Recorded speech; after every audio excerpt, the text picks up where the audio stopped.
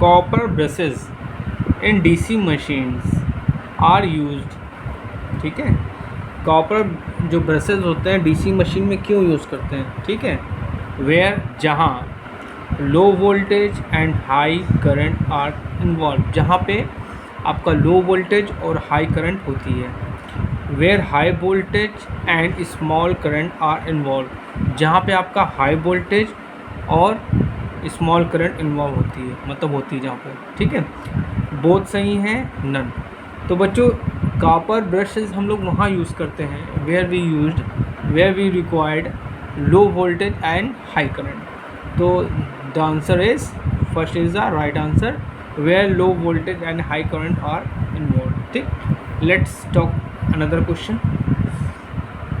Iron losses in a DC machine are independent from variation in, मतलब कह रहा है कि आयरन लॉसेस किससे मुक्त होती हैं, ठीक है। डीसी मशीन में किससे मुक्त होती हैं, स्पीड से, लोड से और वोल्टेज से।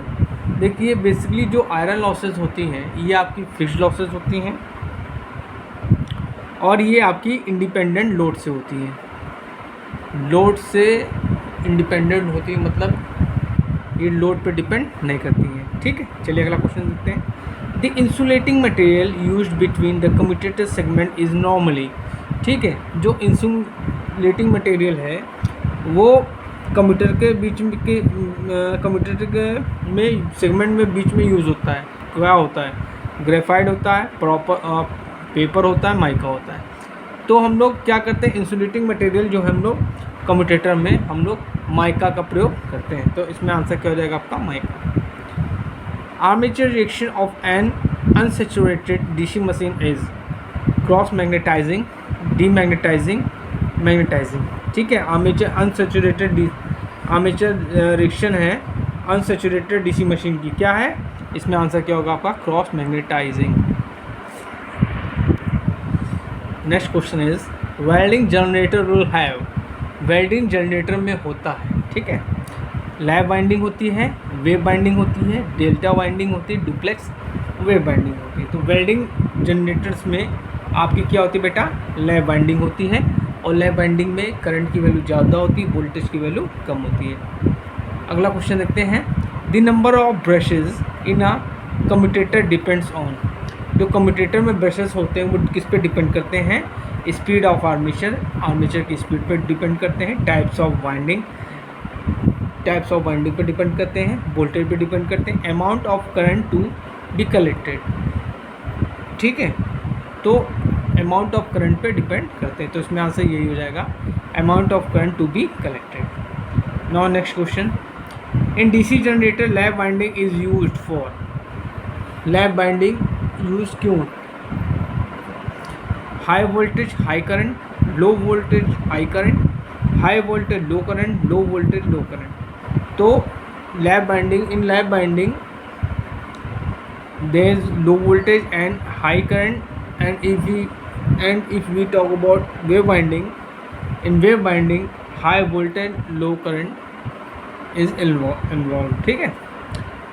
the voltage drop for which of the following types of brush can be expected to be least, क्या कह रहा है कि कौन से ब्रश में, ठीक है, वोल्टेज ड्रॉप जो होता है वो कम से कम होता है, ठीक। ग्रेफाइट ब्रश में, कार्बन ब्रश में, मेटल ग्रेफाइट ब्रश में नन।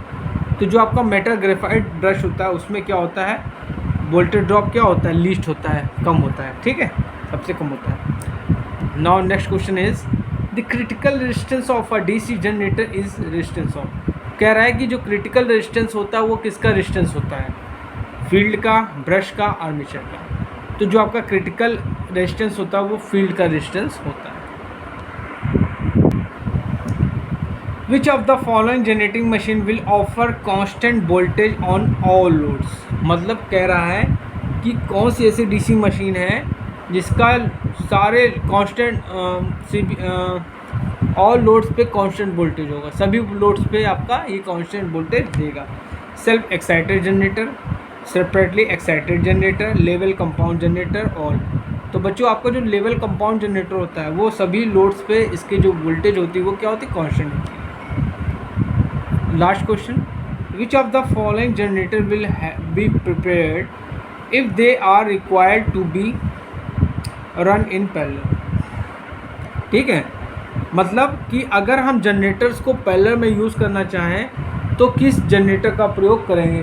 ठीक है, शंट जनरेटर का करेंगे, सीरीज जनरेटर करेंगे, कंपाउंड जनरेटर का करेंगे। तो जब पैरेलल ऑपरेशन होता है तो मोस्टली हम लोग किसको वरीयता देते हैं, शंट जनरेटर को। ठीक है।